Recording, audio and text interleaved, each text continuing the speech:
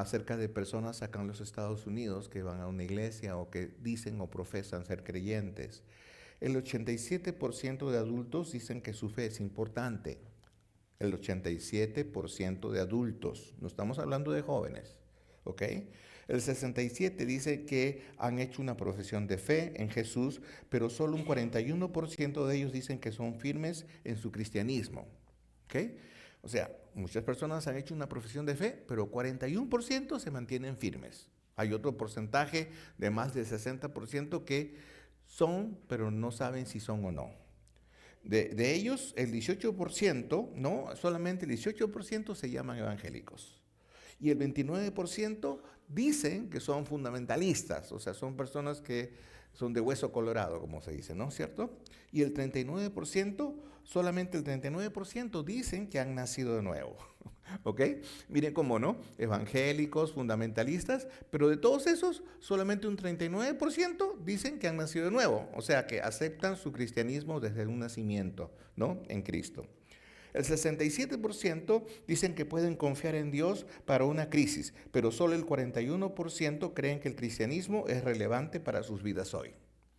¿Okay? Muchas personas dicen, sí, yo puedo confiar en un tiempo más difícil, pero solo el 41% dicen, bueno, pues el evangelio es relevante. Realmente, si estoy o no estoy, no sé, no es importante. El 68% dicen que el cristianismo tiene respuestas para la vida, pero el 58% dicen que otras religiones son igualmente válidas, ¿no?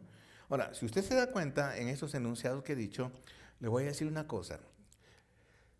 La iglesia compuesta por creyentes nunca es una mayoría, siempre es una minoría.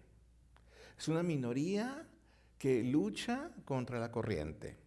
Es como el salmón, ¿no? Que llegado un momento tiene que luchar contra la corriente para desovar, ¿no? Nosotros luchamos contra la corriente, luchamos contra tradiciones, luchamos contra caracteres familiares, en fin. Ahora, durante algunas semanas usted me va a escuchar hablar de la iglesia. Y creo que es importante para los muchos o pocos que somos acá estar anclados en este milagro. La iglesia en el Nuevo Testamento es un milagro, es una nueva creación de Dios. Ahora, otra vez, cuando digo nueva creación no quiere decir que a Dios se le ocurrió la iglesia. Dios tenía un plan desde el principio, pero la iglesia es importante en toda la magnitud de tu vida, porque es desde ese lugar donde Dios te va a animar, te va a impartir y va a cultivar la relación que tienes para con otros creyentes. ¿Me entiendes tú? Por eso es muy importante la iglesia. Ahora, Efesios 4:32 dice, antes sed benignos unos con otros, misericordiosos, perdonándoos unos a otros, como Dios también os perdonó a vosotros en Cristo. Entonces, la iglesia es un lugar en donde nos reunimos las personas que decimos que hemos sido perdonados por Dios. ¿Usted cree eso? Sí. Ahora, los que nos reunimos. Ahora, eventualmente pueden haber muchas personas que no tienen eso, pero la iglesia está formada por personas que han sido perdonados por Dios. ¿Está claro? Creo que usted debe tenerlo muy, pero muy, muy, muy, muy fuerte. Ahora, cuando Dios habla de la iglesia, ahora quiero que entienda, esto es muy importante. ¿Qué tengo acá? La Biblia, ok, la Biblia. Estamos en toda una campaña, estamos en toda una motivación para que la iglesia lea la Biblia. Y si podemos, la leemos unánimemente. O sea, quiere decir todos, usted puede leer el pasaje que quiera, pero estamos tratando de que todos leamos la misma página, ¿me comprende usted? ¿No? ¿No? Y que hagamos un esfuerzo para poder entendernos, ¿no? Entonces, ahora, cuando yo le digo que esta es la Biblia, sabemos que esta es la palabra de Dios. ¿Me entiende usted? Ahora, Hebreos 4:12, la Biblia es más cortante que espada de dos filos, que penetra hasta partir el alma y las coyunturas. Lo que nosotros tenemos acá no es un conjunto de letra muerta. Lo que nosotros tenemos acá es un organismo vivo. La Biblia es viva porque es la palabra de Dios. La Biblia es importante porque nos alimenta. Cuando usted toma la Biblia en sus manos, usted no está leyendo cualquier libro. Usted está leyendo todo el consejo de Dios hecho para que usted crezca. Por eso es importante la Biblia. Y la iglesia tiene como fundamento importantísimo la palabra de Dios. No puede existir iglesia sin poner en primer lugar la palabra de Dios. ¿Me comprende usted? Por eso es que somos iglesia. Entonces, ¿cómo vemos la iglesia? Realmente la iglesia se menciona mucho en el Nuevo Testamento, pero muchos no entendemos porque a menudo son metáforas, ¿no? A menudo son metáforas. Por ejemplo, la iglesia es la novia de Cristo. ¿Usted se puede imaginar la novia de Cristo como la iglesia? Es una metáfora.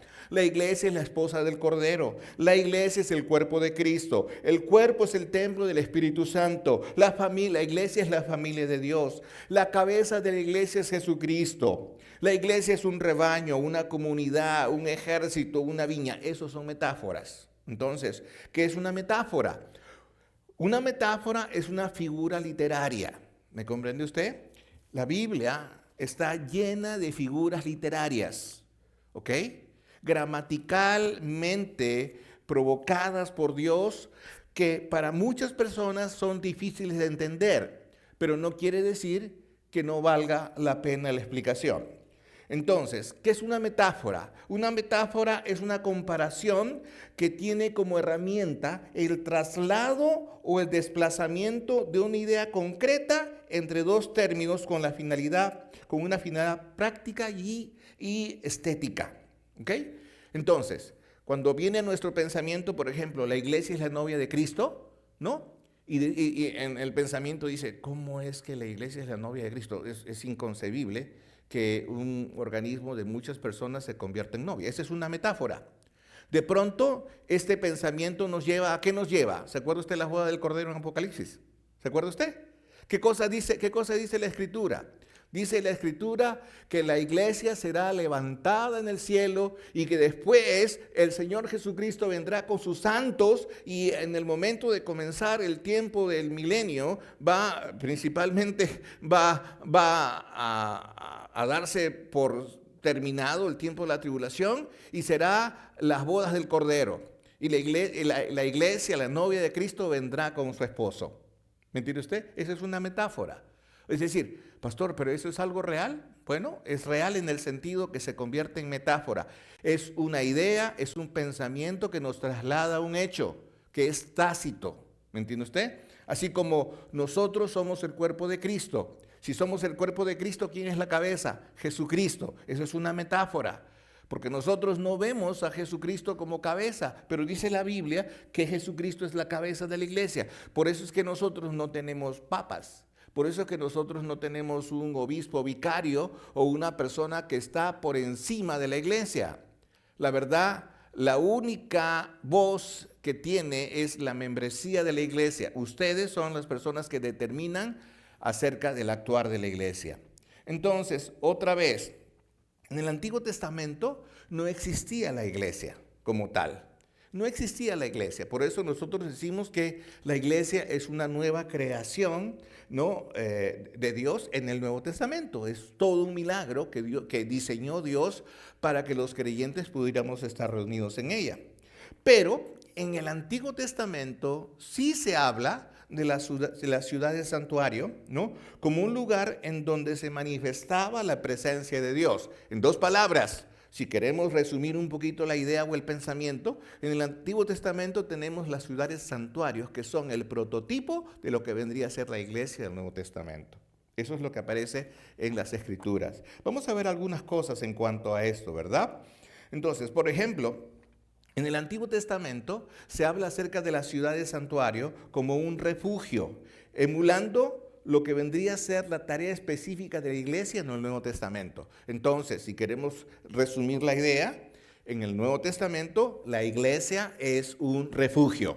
La iglesia es un lugar a donde las personas tienen la oportunidad de venir y resguardarse, ¿no? Resguardarse dentro de su seno para que de alguna manera esté protegido por Dios. Ahora, el domingo pasado señalamos que la iglesia no es específicamente un templo hecho de manos, no es un templo hecho de madera o de ladrillos. En sí, el cuerpo de Cristo, la iglesia literalmente está formado por personas que hemos conocido a Jesucristo, hemos nacido de nuevo y somos fieles a su palabra. Esa es la iglesia, ¿me entiende usted? Por lo tanto, dice la Escritura, donde están 2 o 3 congregados en mi nombre, ahí estoy yo en medio de ellos. Eso es lo que dice la Escritura. Pero otra vez, vamos a ver algo muy importante aquí, ¿no? Vamos a comparar por un momento qué son las ciudades de refugio en el Antiguo Testamento con la iglesia del Nuevo Testamento. Y vamos a ver qué cosa es lo que dice. Primero que nada, en el Antiguo Testamento van a aparecer ciudades de refugio. ¿Tienen esto? Ahora, si pueden, mírenlo, está bien. Yo solamente se los di porque pienso que es bueno que usted lo tenga que lo tenga consigo, pero si quiere atender aquí, todo está bien porque también me es importante, ¿ok? Entonces, las ciudades de refugio en el Antiguo Testamento, ¿no? Primero que nada, las ciudades de refugio eran una necesidad para el pecador, ¿no?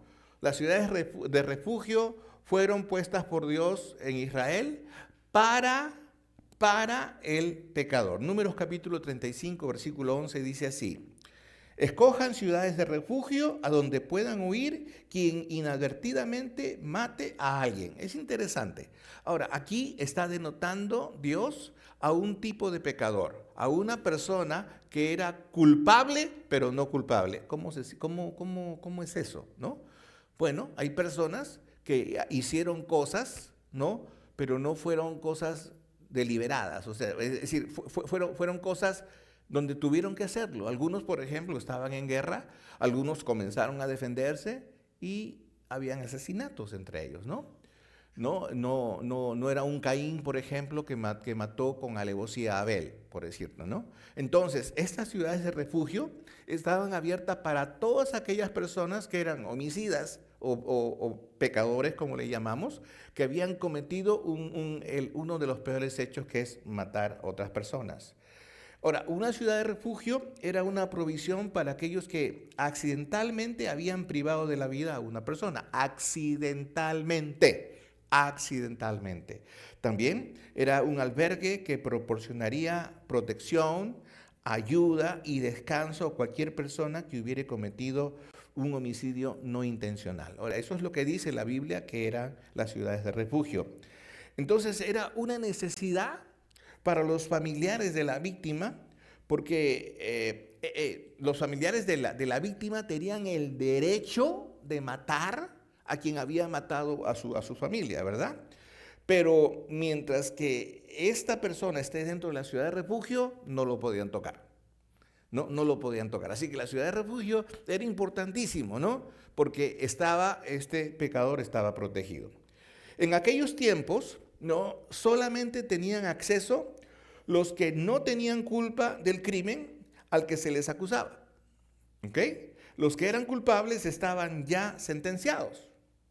Los que eran culpables en sí ya estaban sentenciados. Números capítulo 35, versículos 16 dice: si alguien golpea a una persona con un objeto de hierro y esa persona muere, el agresor es un asesino y será condenado a muerte. O sea, vale decir, ¿no? Estas ciudades de refugio no contemplaban la idea de tener a una persona que sea un asesino, no un homicida intencional. ¿Ok? La otra parte, en Isaías 1:18, el Señor habla al pueblo y le da un versículo maravilloso, uno de mis versículos preferidos. Cuando dice: venid luego, dice el Señor, dice Jehová, y estemos a cuenta. Si vuestros pecados fueren como la grana, como la nieve serán emblanquecidos. Y si fueren rojos como el carmesí, vendrán a ser como blanca lana. Lo que el Señor dice aquí específicamente a todos los oidores del tiempo de Isaías era bien sencillo. Oigan, señores, cualquier tipo de pecado que usted tenga, si usted viene delante de Jehová, por eso dije, venid luego, dice Jehová, y estemos a cuenta. Si usted tiene la oportunidad de arrepentirse, si usted tiene la oportunidad de confesar su pecado, entonces te voy a decir una cosa. El peor pecado que tú creas que has cometido puede ser convertido en algo completamente diferente. Si tus pecados fueran como el carmesí, es decir, ¿sabe cómo es el color carmesí? Es un rojo oscuro profundo, ¿me entiende usted? ¿No? Es un rojo oscuro profundo, ¿no es cierto? Como la nieve serán emblanquecidos. ¿Se ha puesto a pensar en algún momento que sus pecados o mis pecados, los peores que nosotros hayamos cometido, Dios tuvo y tiene y tendrá el poder no solamente de desaparecerlos, ¿no?, sino de convertirlos y cambiarles de color?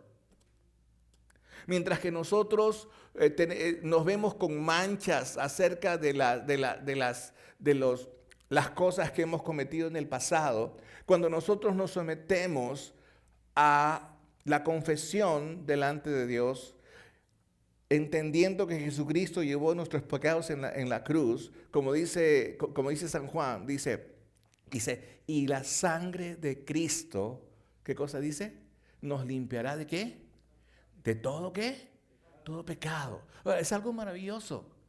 Porque solamente Dios tiene el poder para decirlo y solamente Dios tiene el poder para hacerlo. Es por eso que Isaías 1:18 dice, venid luego y estemos a cuenta. Eso es lo que Dios quiere.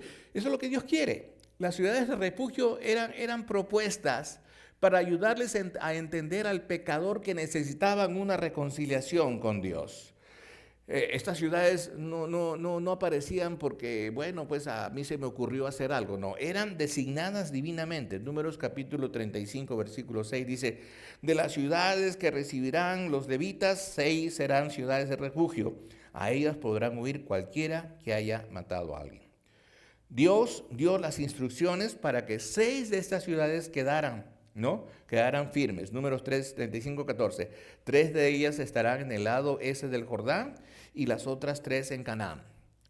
Entonces, Dios fue el que da las instrucciones precisas en torno a las provisiones que se estaba haciendo para su pueblo, ¿no? Y estas ciudades eran importantísimas. Mira lo que dice Números 35, 15. Estas 6 ciudades les servirán de refugio a los israelitas y a los extranjeros, sean estos inmigrantes o residentes, ahí estamos nosotros. Cualquiera que inadvertidamente dé muerte a alguien podrá refugiarse en estas ciudades. Ahora, estas ciudades eran completamente accesibles. ¿En qué sentido? Primero que nada, algunas se ubicaban en los montes para ser incluso más visibles, o sea, era importante. Mire, desde ese tiempo ya se usaba el marketing. Desde ese tiempo Dios estaba tratando de atraer a la gente, ¿me entiendes tú? Es como cuando nosotros hacemos algo para llamar la atención para que la gente venga. Eso es lo que estaba pasando en esos momentos. Deuteronomio, capítulo 19, versículo 3 dice, construirás caminos para que cualquiera que haya cometido un homicidio pueda ir a refugiarse en ellos. Es interesante, estas ciudades tenían caminos marcados. Por este camino uno puede ir a esta ciudad de refugio. Esta ciudad de refugio está abierto a los pecadores, ¿ok? La tradición nos dice que los sacerdotes, los levitas de aquel entonces, se aseguraban de que los caminos que conducían a estas ciudades estuvieran en buenas condiciones y que se erigieran señales regulares para guiar al fugitivo, ¿no? Yo me imagino que habían paneles, habían señales, ¿no? Ellos se encargaban de limpiar las entradas, es decir, daban todas las condiciones para que las personas que necesitaban refugiarse puedan estar seguros que ese es el camino y que están entrando al lugar más seguro. Eso está pasando en el Antiguo Testamento, ¿no? Los rabíes, los sacerdotes, ¿no?, nos dicen que las puertas de esas ciudades nunca se cerraban y con mucha razón. Por eso el salmista, David, exclama así, en el Salmo 71:3 dice, sé tú mi roca, ¿no? Roca de refugio a donde pueda yo siempre acudir, lo que acabamos de cantar, ¿no? ¿No? Sé tú mi roca firme, anclado estoy en él, ¿no? Entonces, da la orden de salvarme porque tú eres mi roca, mi fortaleza. Qué maravilloso, ¿verdad? Todo tiene una sincronización. Entonces, había una seguridad mientras estuviera dentro de esa ciudad, ¿ok? Y David, otra vez en el Salmo 27, versículo 5, dice, porque él me esconderá en su tabernáculo en el día del mal. Me ocultará en lo reservado de su morada. Sobre una roca me pondrá en alto. David está hablando de una ciudad de refugio.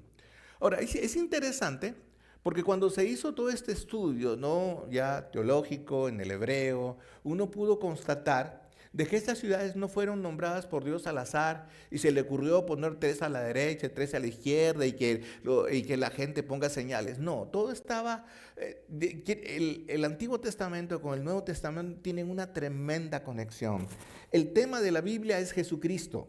Ese es el tema de la Biblia, es Jesucristo, ¿me entiende usted? Independientemente de cómo hace Dios las cosas y todo lo que propone, todo el tema es Jesucristo. Entonces, en este sentido, los nombres de estas ciudades nos van a demostrar cualidades de Cristo. Miren lo que dice, por ejemplo, hay una ciudad que se llama Cedes. Cedes. ¿Qué cosa es Cedes? Cedes quiere decir justicia, refugio, santuario y santificado. Es el nombre de una ciudad de refugio. Entonces, ¿qué cosa es lo que es Cristo para nosotros? Cristo, ¿qué cosa hace? Es nuestra justicia, es nuestro refugio, ¿no? Y nosotros somos santificados en Cristo cuando somos justificados, cuando reconocemos que Él murió por nosotros en la cruz, ¿no? La otra palabra que tenemos, el nombre de otra ciudad se llama Siquén. Siquén. Y Siquén significa hombro o diligencia, ¿ok? Entonces, nos da el cuadro de un ser llevando una carga en sus hombros, ¿me entiende usted? Una tremenda carga, la cual tiene que cumplir con diligencia lo que se le ha requerido, ¿no? Hasta que termine el trabajo. ¿Quién hizo eso? ¿Quién llevó la carga por nosotros? Jesús. ¿Cuándo la llevó? Cuando subió el Gólgota, ¿no? Y esto fue hasta que terminó su trabajo que fue crucificado. El otro nombre que tenemos acá es Kiryat Arba, que se llama también, en hebreo su nombre es Hebrón, es otra ciudad de refugio, que quiere decir comunión. Hebrón quiere decir comunión. Y sabe usted que en Cristo nosotros recuperamos la comunión que Adán perdió. Adán perdió la comunión cuando desobedeció. ¿Me comprende usted? Pero, entonces, y eso es importante, ¿verdad? Entonces, otra vez, encontramos otra palabra que quiere decir becer, y el nombre es becer, que quiere decir fortaleza. Ahora, usted y yo sabemos que Cristo, ¿quién es? Nuestra fortaleza, ¿ok? Porque nosotros gozamos ¿de qué? De su protección. Otra ciudad, que quiere decir refugio para el débil también, ¿ok? Otra ciudad es Ramot, que significa alturas o exaltación. Alturas o exaltación. Entonces, ¿qué tenemos con esta palabra en similitud a Jesucristo? ¿Qué cosa hizo Dios con Jesús? Lo exaltó hasta lo sumo, dice la Escritura. Cristo fue exaltado hasta lo sumo, ¿me entiende usted? ¿No? Y le dio un nombre por encima de todo nombre. Por eso que el nombre de Jesús es bellísimo, es precioso, ¿me entiende usted? Entonces, otra vez,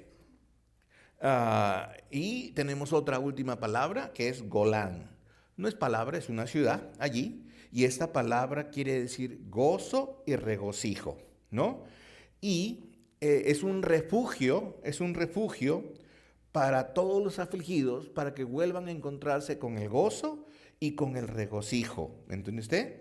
Entonces, otra vez, solamente aquellos que somos esclavos de Jesucristo podemos encontrar en Cristo gozo y regocijo. El mundo no lo entiende. El mundo cree que nosotros somos un grupo de personas que estamos perdiendo el tiempo, que no entendemos, que no aplicamos el mundo en todo su esplendor y que nos apartamos de tales cosas, pero no saben que aquellos que estamos en Cristo, estas cosas son las que nos llenan. Su palabra nos llena. Su amor nos llena, la comunión con otros hermanos nos llena. Por eso es importante la iglesia, porque tú no puedes encontrar eso en ninguna otra parte, ¿me entiende usted? Puedes encontrarla en cualquier religión, pero en la iglesia del Señor es mucho mejor, ¿me entiende usted? Ahora, la iglesia como una ciudad de refugio en el Nuevo Testamento. Si en el Antiguo Testamento Dios había dado directrices y había propuesto escenas tácitas en cuanto a lo que sería Jesús como cabeza de su iglesia, ahora imagínense lo que nosotros encontramos en el Nuevo Testamento. La iglesia es una necesidad para el pecador. ¿Usted qué cree? ¿Está de acuerdo conmigo o no? Todos los que estamos acá somos pecadores y la iglesia es una necesidad. Muchos de nosotros quisiéramos vivir dentro de ella.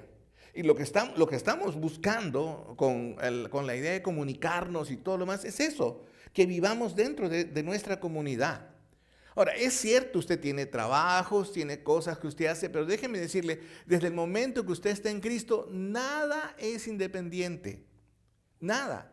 Usted, claro, su privacidad y todo lo demás, pero cuando nosotros somos parte del cuerpo de Cristo, si alguno de nosotros se duele, todos sufrimos. Si alguno de nosotros tiene victoria, todos nos alegramos. ¿No cree usted que es eso? Eso es lo que dice. Romanos capítulo 3, versículo 23 dice que todos han pecado y todos están privados de la gloria de Dios. El Salmo 65, 3 dice, las iniquidades prevalecen contra mí, pero tú perdonas nuestras rebeliones. Ahora, escúcheme bien, ese es el emblema de la iglesia. Cuando las personas vienen, cuando las personas se acercan a nuestras vidas, ellos no van a ver un edificio, ellos van a ver una expresión en nuestro rostro, en nuestro corazón que dice, Dios está dispuesto a perdonarte cualquier cosa que tú hayas hecho. ¿Usted cree eso? Eso es cierto. Eso es cierto. ¿Me entiende usted? Ahora, es obvio que muchas personas no entienden las consecuencias del pecado. Por eso está la palabra para enseñarles. Entonces, como ayer las ciudades de refugio en el Antiguo Testamento eran una necesidad, hoy la iglesia también es una necesidad. Y las iglesias siguen siendo designadas por Dios. Siguen siendo designadas por Dios. ¿Me entiende usted? Siguen siendo designadas por Dios. Ahora, y aquí quiero que entienda lo que es iglesia de iglesias. Yo llamaría de iglesia a religiones. Porque vemos muchos que somos religiosos. Yo soy religioso por profesión, porque es mi profesión, soy pastor, ¿no? Obviamente me encantaría anteponerme a mi profesión y decir, hermanos, yo tengo una relación personal con Cristo, que eso es lo que más me gusta, ¿me entiende usted? Pero usted, si no es un religioso, que espero que no lo sea, espero que usted sea una persona que tiene una relación con Dios, que eso es lo que Dios quiere. Sin embargo, ¿no? Usted va a encontrar un sinnúmero de matices de personas que van a la iglesia, entre comillas, una iglesia, ¿no? Y algunos, como los mormones, se llaman cristianos, o como los testigos de Jehová se llaman cristianos, o como los adventistas que son primos, ¿no es cierto, no? Y otros más. O como los pentecostales, que de alguna manera dicen tener el poder del Espíritu Santo, pero si no hay poder, entonces no hay nada, porque pierden la llenura, entonces perdieron la salvación. Ahora, ese es el problema. Ese es un problema religioso. Esa es una dificultad religiosa que tiene que ver con el entendimiento de las personas. Ahora, otra vez, ¿qué cosa quiere Dios con la iglesia? ¿Qué es la iglesia? La iglesia es un cuerpo, está compuesta por un grupo de personas llamados fuera, es decir, estaban en el mundo, ¿no? Estaban perdidos sin Cristo. Ahora, una persona puede estar perdido sin Cristo aunque vaya a una iglesia. Una persona puede estar sin Cristo aunque vaya a una iglesia. Yo espero que no sea el caso suyo, pero una persona puede estar sin Cristo aunque vaya a una iglesia. Una persona puede haber profesado y decir yo creo en Dios y yo creo que Dios no me falla, pero nunca está seguro de su salvación. Y ese es el problema. Ese es el problema, ¿no? Entonces, Dios no establece religiones. Dios establece relación. Y la relación para Dios es lo más importante porque entrevé que tú has reconocido que Jesucristo murió por tus pecados y ahora tienes vida nueva en Jesús. La iglesia en este caso entonces se convierte en un reflejo del amor y del perdón de Dios. Es decir, los que estamos dentro, escúcheme bien, hemos sido perdonados por Dios. ¿Me comprende usted? Y tenemos el amor del Padre con nosotros. Efesios capítulo 4, versículo 32. Ahora, recuerde que el libro de Efesios está hablando de conductas. Todo el libro de Efesios, Pablo no hace ninguna recriminación a los efesios que están dentro de la iglesia. Les recuerdo lo que pasaba dentro de la iglesia, ¿no? Los efesios eran greco-romanos. Habían muchos judíos dentro de la iglesia de Efeso. Efeso era una nueva congregación. Esta era su segunda vez en donde Pablo estaba hablando. Él ya había formado la iglesia, pero por ahí algunas personas estaban queriendo ser mucho más santurrones, estaban queriendo poner algunas normas estrictas en la iglesia. Algunos querían que todas las personas que llegan a la iglesia tenían que ser circuncidadas, especialmente los varones, ¿no? Porque recuerden que muchos gentiles no practicaban la circuncisión porque este era un asunto judío. Entonces, muchas personas habían entrado a la iglesia, pero no habían dejado sus costumbres y sus ritos. Y ellos querían que las cosas se hagan como ellos creían que era. Y Pablo establece un método conductual para todas las personas. Es por eso más adelante en Efesios 5 está hablando acerca del matrimonio. Pero usted se da cuenta, en esta carta Pablo nunca recriminó a nadie. Pablo se dedica a señalar cómo es que debieran de ser los códigos de ética dentro de la iglesia. Entonces, no existe una carta dirigida a ninguna religión en donde Dios diga, así deben de ser las cosas. La única carta que nosotros tenemos escrita por el apóstol Pablo nos motiva a que dentro de la iglesia se guarde la conducta requerida para aquellos que dicen que son la iglesia de Cristo. Entonces, Efesios 4:32 dice, antes sed benignos, o sea, ese es el carácter que debe predominar dentro de nosotros. ¿Qué cosa es benigno? Benigno es un nombre, ¿verdad? ¿No? Yo tenía a mi amigo que se llamaba Benigno, qué feo. Pero bueno, sí pues, pero benigno es bueno. O sea, antes que todas estas cosas sean buenos. ¿Quiénes? ¿Unos con qué? Con otros. Misericordiosos, perdonándoos unos a otros como Dios también os perdonó a vosotros en Cristo. O sea, Pablo les recuerda, los que están dentro necesitan aprender a ser tolerantes y perdonarse. Perdonarse. Oye, mira, fulanito vino con qué vestido. ¿Qué te importa? ¿Qué te importa? Oye, fulano no vino. Pues ya, llámalo pues, ¿no? No vino fulano, llámalo pues, ¿no? Llámalo. Si te preocupa, llámalo pues.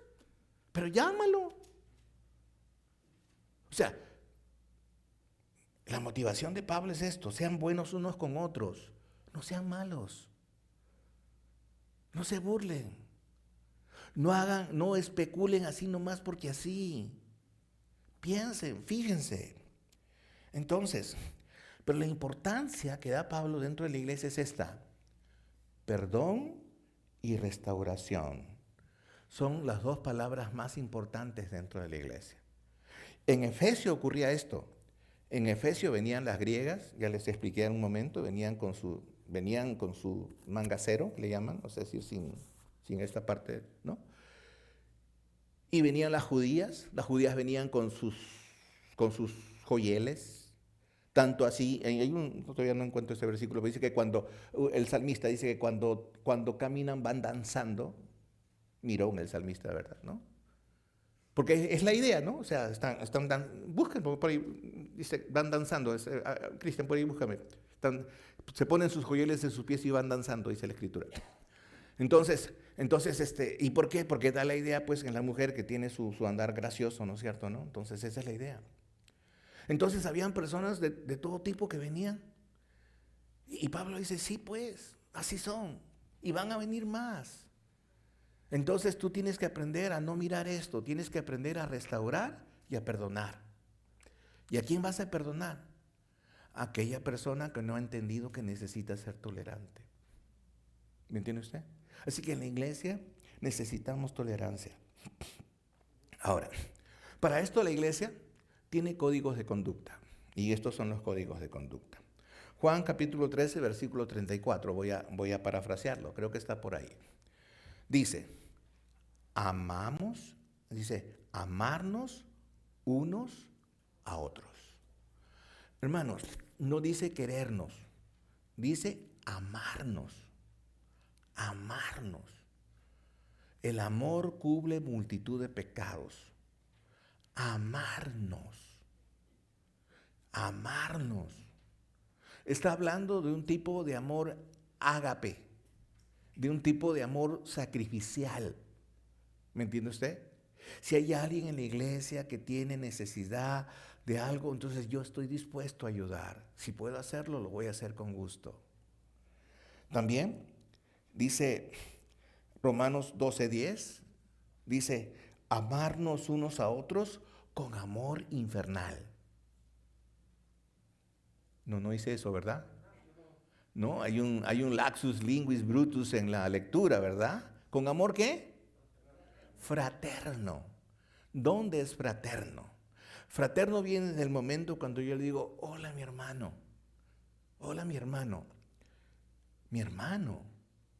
O sea, yo en mi vida personal, me van a perdonar lo que voy a decir, pero tengo que decirlo porque es una verdad.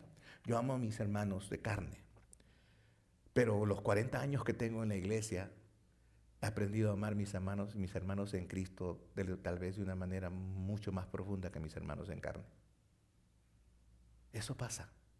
¿Me entiende usted? Y no porque no ame a mis hermanos en carne, sino que he aprendido a reconocer, a conocer a tantos cientos de hermanos que tengo en el Señor y que cuando los veo nos abrazamos y expresamos nuestro amor, nuestro cariño, nuestro respeto.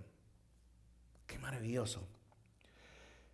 Romanos capítulo 15, versículo 14, instruirnos unos a otros. ¿Sabe qué es instruirnos? Cuando usted ve que una persona en su derredor, que es parte de la iglesia, que necesita instrucción, tal vez no está entendiendo cómo orar, tal vez no está entendiendo qué es tener fe. Me voy a sentar con esta persona y le voy a compartir lo que yo creo acerca de la fe. Y si tengo algo que aclarar, pues llamo a otra persona que sea mucho mayor que yo para que me ayude a explicar esto. Dice Gálatas 5:13, servirnos unos a otros, ¿en qué? La Biblia dice en amor, dice, y todo lo que hagáis, hacerlo para la gloria de Dios, pero tiene que ser en amor. Miren, hermanos, muchos de ustedes, yo reconozco su fidelidad, reconozco su servicio y reconozco también que muchos de ustedes, la gran mayoría, ni siquiera pide reconocimiento. Y eso es algo que a mí me llena de gozo, me llena de entusiasmo. Y no es porque no tenga usted un reconocimiento, pero cuando nosotros servimos al Señor, no lo hacemos por reconocimiento. ¿Me entiende usted? No lo hacemos por reconocimiento, lo hacemos por servir de corazón. ¿Que habrá bendiciones? Claro que sí. ¿Que habrá una retribución del Señor? Claro que sí. Será en su momento, ¿me entiende usted? Gálatas capítulo 6:2 dice, ayudarnos unos a otros a llevar ¿qué cosa? Nuestras cargas. Pero ¿cómo sé qué carga te ayudo a llevar si no me la dices? ¿Cómo sé qué carga tienes si no lo compartimos? ¿Cómo sé qué cargas tenemos si solamente nos vemos el domingo y somos islas? Nos sentamos en un lugar y a veces no conversamos. Estamos dispuestos a que cuando termine la hora salgo como que tengo una cita después de las 6, ¿no? O cuando yo estoy predicando no falta alguno que está mirando el reloj, me da ganas de decirle, ándate. De verdad, uy, de acá se ve, ¿no?